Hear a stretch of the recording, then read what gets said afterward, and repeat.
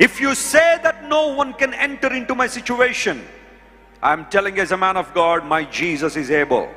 నా దేవుడు సామర్థ్యం కలిగిన వాడు.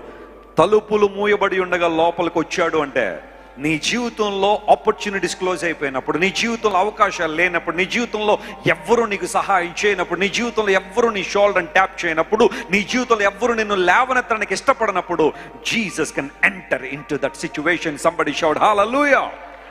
ప్రభువు నీ స్థితిని మార్చగలిగిన దేవుడు ఆయన. నీ జీవితంలో అద్భుతం చేస్తాడు ఆయన. Don't worry about your situation. నీ పరిస్థితిని బట్టి కృంగిపోవద్దు, నీ పరిస్థితిని బట్టి అధైర్యపడొద్దు.